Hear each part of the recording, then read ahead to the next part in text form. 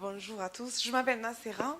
Alors, moi je suis particulièrement intéressée par l'échange codique, en général l'alternance codique, pardon, parce que justement, j'ai rencontré beaucoup de professeurs qui étaient contre cette alternance. Je pense que c'est dû à un idéal de bilinguisme parfois en Vallée d'Aoste, donc je le dis, j'ose le dire, hein. Et en fait, donc, il y a vraiment une attitude parfois à ne pas vouloir passer à une autre langue. Et je m'en suis aperçue, donc par exemple, il y a des professeurs qui ne veulent absolument pas donner de consignes en italien pour des cours de français. Donc là, je ne me réfère pas forcément aux disciplines dites non linguistiques, mais je me réfère donc à l'enseignement du français. Et donc moi, je suis en difficulté parce que j'utilise bien sûr les langues, toutes les langues dès que je peux le faire, si j'en ai un petit peu les connaissances. Mais c'est vrai que voilà, il y a un petit peu ce blocage par rapport à l'utilisation de la langue majoritaire, puisque la langue italienne est majoritaire et je dois dire que la langue française est minorisée. Je le dis maintenant, Ed, je le dis. Non, je le dis parce que voilà, voilà. Mais c'est vrai que le fait d'alterner, d'avoir le droit, il y a des professeurs qui ne s'octroient pas le droit et qui pensent qu'ils n'ont pas le droit de passer à d'autres langues en fait. Et j'ai lu un petit peu vos travaux, j'ai lu un peu tous vos travaux, on va dire. Mais voilà, donc tant dans les disciplines linguistiques que dans les disciplines non Absolument, linguistiques. ouais, Et puis il y a ce problème d'idéal de bilinguisme. Et je souligne que l'école valdôtaine s'investit énormément, c'est vrai, dans l'essaimage de la langue française, puisque pour moi, le bilinguisme existe dans le système scolaire italien. Et je suis en Vallée d'Aoste depuis 14 ans. Et je dois dire que voilà, je trouve qu'il y a quand même des investissements qui sont faits. Je n'ai pas donné l'exemple tout à l'heure de l'Occitanie, de l'occitan, quand Monsieur Huck a parlé donc, de l'alsacien. Mais voilà, nous, on ne pouvait passer l'occitan qu'au baccalauréat. On ne pouvait pas le passer ailleurs. Il y avait des écoles qui prônaient l'occitan dès la petite enfance, mais voilà, c'était souvent un petit peu dans l'illégalité. Après, il y a eu voilà, des formes légales. Mais voilà, j'ai un peu tout mélangé, je m'excuse, non, mais non, non, non, c'est l'alternance très codique, bien, ouais. voilà, elle est un petit peu problématique ici. C'est un sujet qui continue à animer pas mal de personnes. Et puis, évidemment, sur le terrain scolaire, la question de l'alternance codique est souvent traitée de manière très dogmatique. Hein. J'entends, c'est même pas idéologique, c'est dogmatique. Et un peu partout, hein, en Suisse aussi, même à Genève, dans les classes où je vais, il y a des personnes qui ont des principes très arrêtés sur la question de l'alternance. Et c'est pour ça que c'est utile d'avoir ces différents niveaux de réflexion, macro, micro, méso, pour sortir déjà Parce que bon, la question, c'est pas de dire non plus, alternance, je reviens à ce que disait Marinette, si on dit l'alternance, il en faut, c'est bien, c'est aussi c'est idéologique, voire dogmatique aussi. L'idée, c'est de réfléchir à c'est quoi, ça correspond à quoi, pourquoi on la met en place, est-ce que c'est une chose qui émerge naturellement, qu'est-ce qu'elle opère, etc. Mais par exemple, au niveau macro, alors, Grosjean disait dans l'interview aussi, il parlait du principe mécanisme une personne, une langue. On peut dire beaucoup là-dessus aussi. Hein, Ronja a écrit sa thèse en 1913, donc il y a plus de 100 ans. C'était sur un bilinguisme français-allemand, dans une situation historique particulière, à la fois historique et scientifique. Bon, on ne va pas détailler là-dessus. Ensuite, on s'appuie là-dessus comme si c'était... voilà. Et d'ailleurs, il s'appuie sur Grammont, on pense toujours qu'il a écrit là-dessus.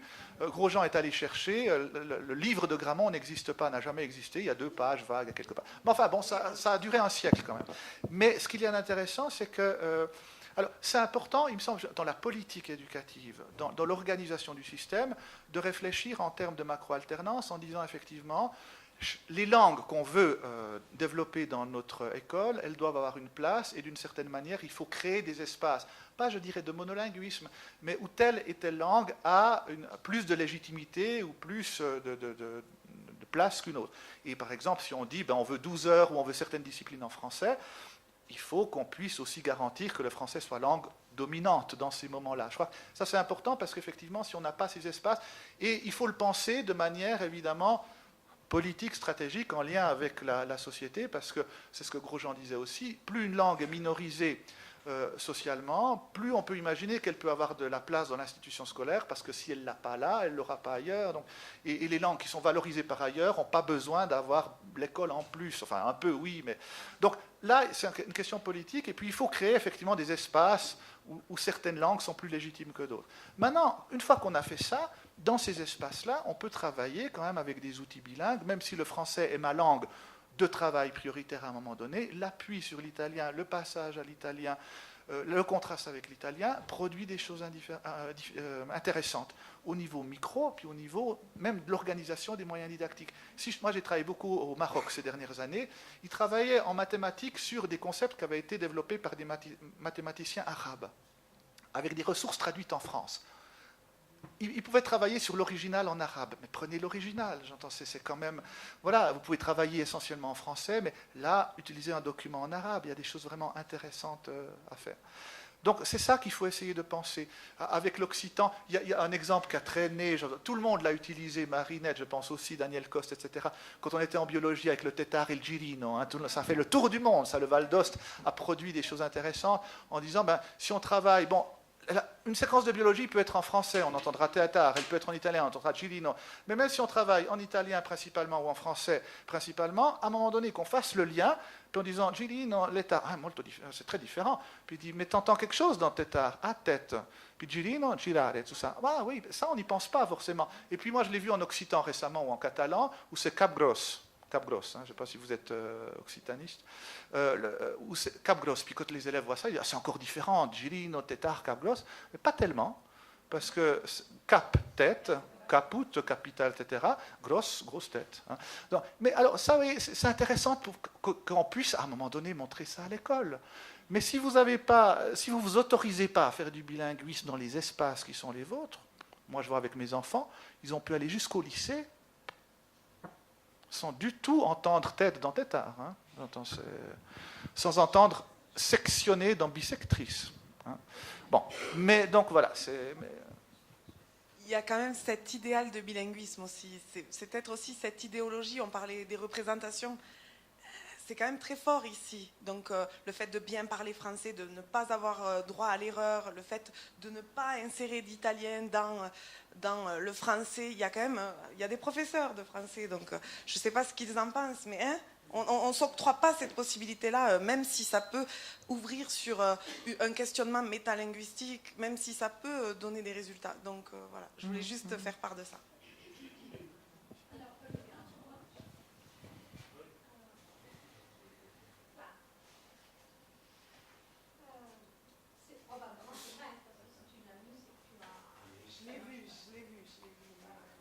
Voilà.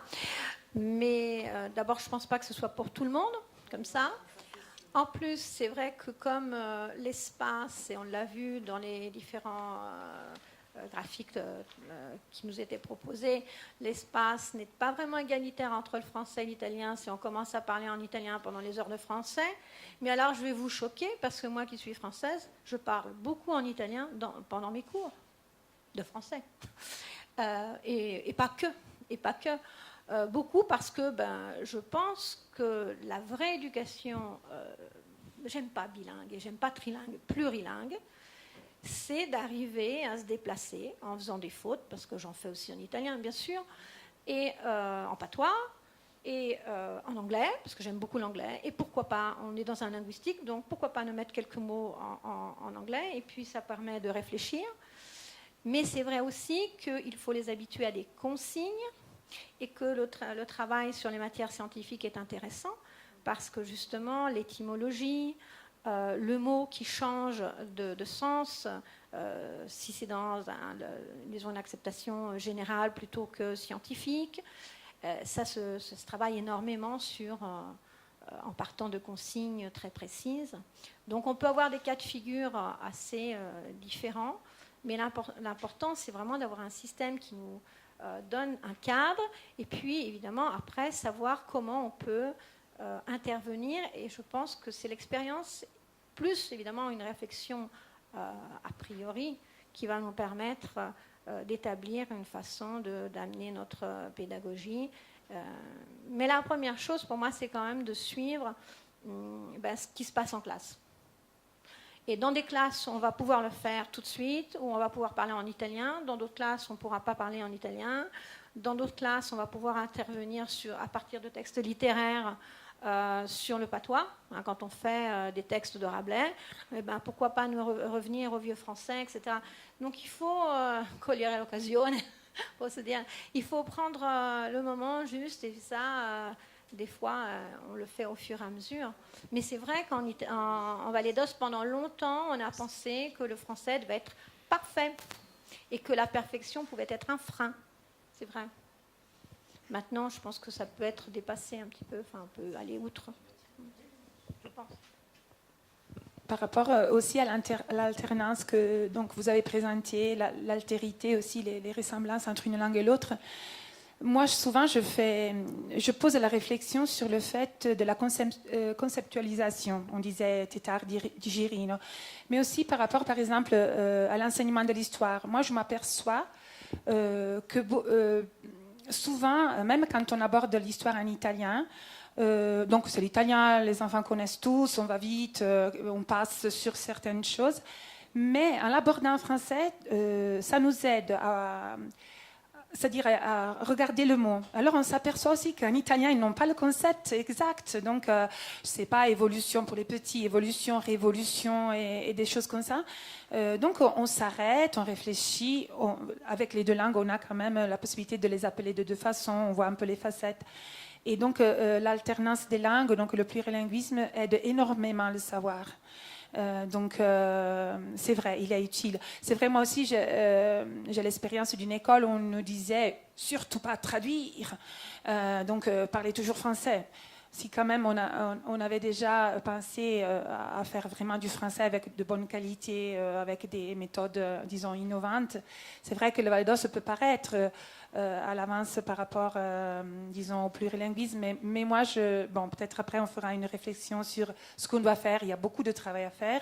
Mais quand même, sûrement, le plurilinguisme va aider nos élèves quand même à conceptualiser, donc à créer à construire de vraies compétences. Voilà. Merci. Moi, je voudrais ajouter quelque chose aux différentes méthodes d'apprentissage des langues. Utiliser l'alternance, utiliser les méthodes contrastives ou bien même intégrées. Alors, à mon avis, elles sont toutes positives parce qu'elles permettent un éveil de l'intuition. Alors, donc, parler avec une seule langue, je trouve que c'est un peu limité. Si on ajoute l'italien, l'anglais et même le patois, pourquoi pas. Moi, je mettrais le corse parce que j'ai vécu en Corse. Mais je fais réfléchir les élèves sur des idées. Lorsqu'on ne connaît pas un mot, je fais réfléchir sur un mot en disant comment tu dirais, toi, par exemple, en latin ou en italien. Alors, il y a des mots qui sont très proches et à partir de là, on peut comprendre, on peut éveiller un sens intuitif à la compréhension du vocabulaire, par exemple. Il y a quand même un enrichissement. Et je trouve que c'est quand même positif d'utiliser ces différentes méthodes. Merci. Juste un petit commentaire. Ce qui est intéressant aussi, c'est de voir ce qu'on peut faire dans certains contextes avec certaines langues, parce que là, c'est un discours général. Après, les langues peuvent être plus ou moins proches, plus ou moins ancrées dans des traditions, plus ou moins disponibles à l'écrit, plus ou moins outillées aussi pour l'école. Puis vous parliez du Corse, c'est assez intéressant. En Corse, on a cette situation de langue polynomique où on n'a pas décidé d'avoir un standard qui couvre l'île, pour différentes raisons. Et on part de l'idée, effectivement, j'ai lu récemment un article sur ce que ressentent les enseignants qui passent du sud au nord de l'île, par exemple, qui disent on doit s'adapter, on s'attend à entendre dans l'école un corse qui n'est pas forcément celui qu'on parle. Et donc même quand je suis enseignant de Corse en Corse, etc., si je me déplace un peu, je dois considérer que la langue va peut-être me résister, que je devrais peut-être m'y adapter. Donc il y a une relation de non-évidence par rapport à la langue qui sans doute est utile pour comprendre certaines choses. Parce qu'on est souvent, plus on est dans une situation unilingue, plus on a une relation naturalisante à la langue, ou d'évidence. On sait que ce n'est pas le cas, on peut être dans l'unilinguisme et puis interroger constamment toutes sortes de choses, mais on est moins forcé à le faire parce que voilà, les choses semblent établies. Pour les Corses, je connais assez mal la situation, je lis un peu ce qui s'y fait. Comme ils ne sont pas dans une situation d'homogénéité supposée, donc pas dans une situation d'évidence, je pense que les enseignants doivent être dans une posture de vigilance, d'interrogation par rapport à la langue, qui semble sans doute change un peu leur travail. Hein, je ne sais pas, mais parce que là, je crois que c'est quand on travaille aussi en français ou en italien, il y a quand même des rouleaux compresseurs derrière, hein, quand même à tous les niveaux, donc de standardisation, d'homogénéisation, qui voilà, alors donne une force à la langue, mais aussi crée des angles morts dans l'enseignement. Hein.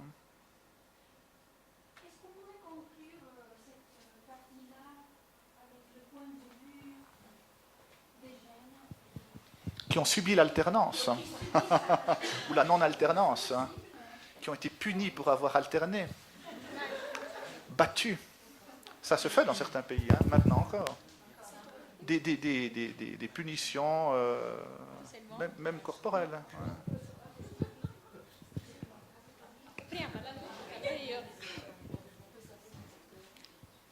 Ok. Alors, moi, je trouve très intéressant quand on fait les projets en classe interdisciplinaires. Moi, je fais le classique bilingue, donc on met assez l'accent sur la langue, bien sûr, sur la langue française. Et je trouve que quand on fait les projets qui ne sont pas liés à une seule matière, mais à plus matières, la langue devient très importante et plus favorisée, et elle devient plus agréable aussi faire les sons, je peux dire. Oui, étudier des textes grecs en français est pour moi très intéressant parce qu'on voit les différences entre les deux langues et l'évolution qu'il y a eu avec le cours de l'histoire qui a changé les langues à former de langues modernes comme le français et l'italien. Et donc, c'est très intéressant. Et ce n'est pas seulement une étude de langue, c'est une étude de culture. Parce que quand on connaît une langue, on connaît aussi la culture d'un peuple. Et donc, rapprocher de cultures différentes, c'est très intéressant. Merci. Je pense qu'on peut conclure, arrêter là cette discussion.